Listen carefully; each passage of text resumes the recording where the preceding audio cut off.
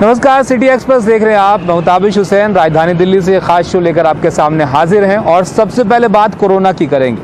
पूरे देश में कोरोना के मामले तेजी से बढ़ रहे हैं, आप जानते हैं, जिसमें ज्यादातर जो नए मामले हैं वो महाराष्ट्र से ही सामने आ रहे हैं। अब मुख्यमंत्री उद्धव ठाकरे ने कोरोना टास्क फोर्स के साथ बैठक में ये कहा, क्योंकि प्रोटोकॉल का ठीक से पालन नहीं हो पा रहा राज्य में, इसलिए लॉकडाउन की तैयारी की जाए। और साथ ही कोरोना के बढ़ते मामलों के चलते मंत्रालय और सरकारी दफ्तरों में आम लोगों के आने पर पाबंदी के निर्देश हैं।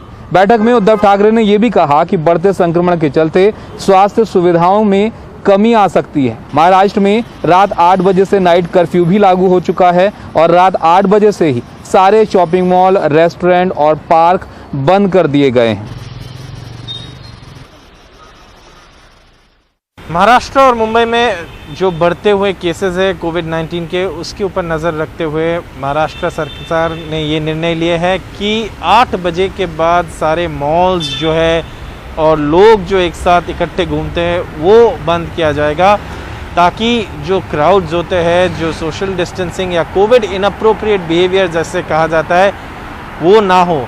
इसलिए आप देख सकते हैं इस वक्त हम मुंबई के एट्रिया मॉल में है, जहाँ पे सारे लोग निकल चुके हैं। मॉल को बंद कर दिया गया है 8 बजे और यही नाइट कर्फ्यू की जो ऑर्डर है ये इसी का पालन यहाँ पे होते हुए दिखाई दे रहे हैं। साथ साथ मुख्यमंत्री का जो स्वास्थ्य मंत्री और दूसरे अधिकारियों के साथ बैठक हुए हैं आज मुंबई में, उसमें ये पता चला है कि आगे चलते हुए लॉकडाउन का लॉकडाउन जारी हो सकता है कि नहीं, ये इस बात पे भी चर्चा हुआ है।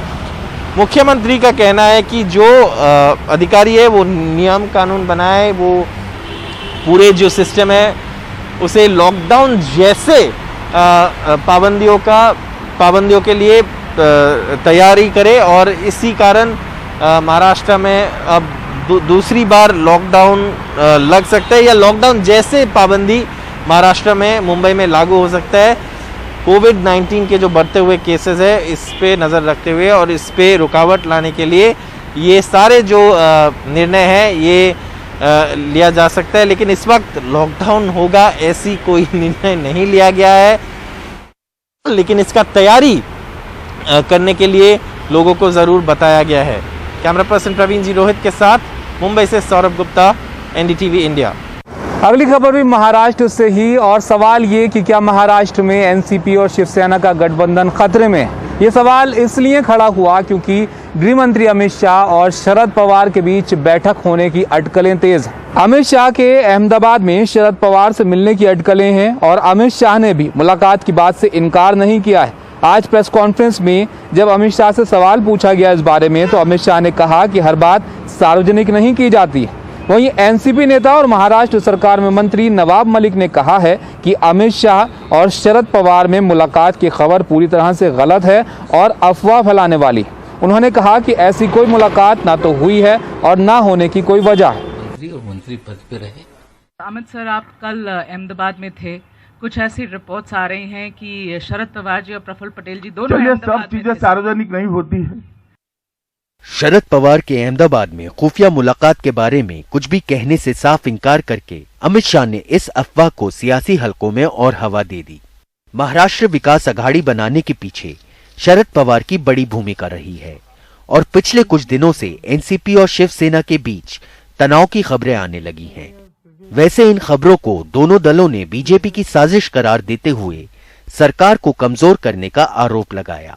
एनसीपी ने इस बात से इनकार किया कि अमित शाह के साथ कोई बैठक भी हुई थी। गुजरात के एक अखबार भास्कर में जिस तरह से खबर छापी गई कि पवार साहब प्रफुल्ल पटेल अमित शाह से मिले, हमें लगता है 2 दिन से ट्विटर पे अफवाहें फैलाई जा रही थी। ये मात्र अफवाह है, इस तरह की कोई भी मुलाकात नहीं हुई। उधर इतवार को अनिल देशमुख के खिलाफ शिवसेना के अखबार सामना का रुख और कड़ा दिखा। शिवसेना के सांसद और पार्टी प्रवक्ता संजय राउत ने लिखा कि देशमुख को इत्तेफाक से गृह मंत्री का पद मिल गया। जयंत पाटिल और दिलीप वालसे पाटिल के इनकार करने के बाद शरद पवार ने ये पद देशमुख को सौंपा। कोई भी संदेहास्पद लोगों के नजदीक रहकर महाराष्ट्र के गृह मंत्री के तौर पर काम नहीं कर सकता। अगर सचिन वाजे जैसा जूनियर ऑफिसर मुंबई पुलिस आयुक्त के दफ्तर से उगाही का रैकेट चला रहा था, तो गृह मंत्री को इस बात की जानकारी क्यों नहीं थी।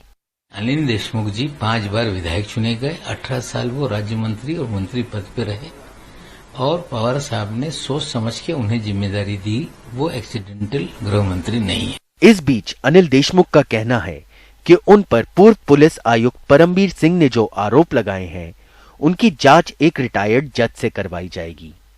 माननीय मुख्यमंत्री महोदय ने और राज्य शासन ने इस आरोपों की जांच रिटायर्ड हाईकोर्ट जज के द्वारा करने का निर्णय लिया है।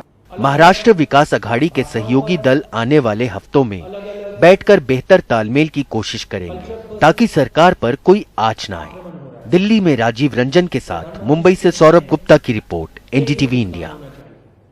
वहीं एंटीलिया मामले में आरोपी सचिन वजे को लेकर आज एनआईए की टीम मीठी नदी पहुंची। यहां पर तलाशी के लिए गोताखोरों को मीठी नदी में उतारा गया, जहां पर तलाशी में एक लैपटॉप, हार्ड डिस्क और एक ही नंबर की 2 प्लेट मिली। सूत्रों के मुताबिक एनआईए को डीवीआर भी मिले हैं। मीठी नदी से निकाले गए सामान के बारे में पूछे जाने पर सचिन वजे ने कबूला कि कुछ चीजें मीठी नदी में फेंकी गई थी। सिटी एक्सप्रेस में यहाँ रुकेंगे एक ब्रेक के लिए। ब्रेक के बाद बनारस की होली की मस्ती जल्द हाजिर होते हैं।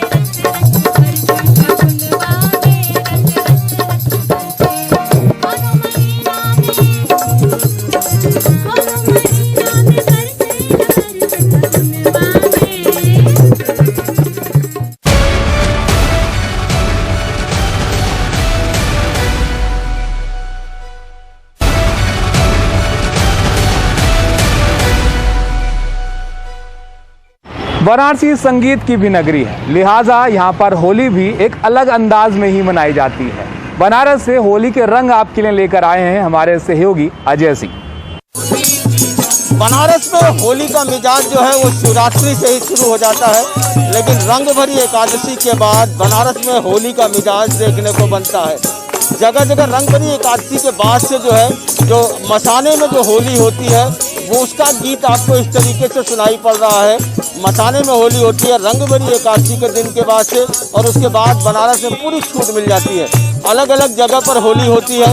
कहीं पर जो है वो मंदिरों के अंदर जो है साधु संत जो है वो अपनी होली खेलते नजर आते हैं, तो अलग अलग नाव पर लोग होली खेलते नजर आते हैं। अलग अलग जगह पर लोग अपने अपने तरीके से होली के बहुत से ऐसे रंग बिखरे नजर आते हैं। बनारस के घाटों पर, बनारस के गंगा की गोद में बहुत से ऐसे होली देखने को मिलती है। आपको होली के इन्हीं रंगों के बीच छोड़े जाते हैं और आप होली के इन गीतों का आनंद लीजिए।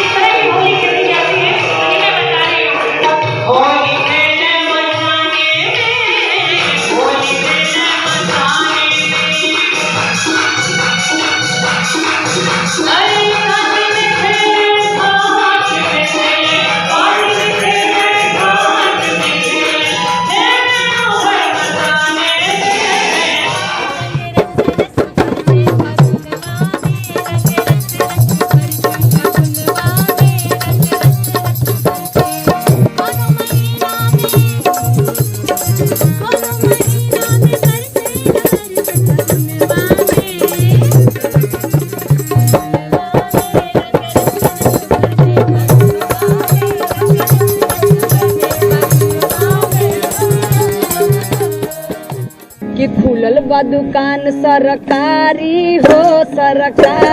हो हवाले ला पिचकारी। खुलल बा दुकान सरकारी हो लेला पिचकारी लेला पिचकारी लेला पिचकारी लेला पिचकारी लेला पिचकारी। तो खुलल बा दुकान सरकारी हो लेला पिचकारी। खुदवा बैतालन के लेके हो साथ भाई लेके हो साथ भाई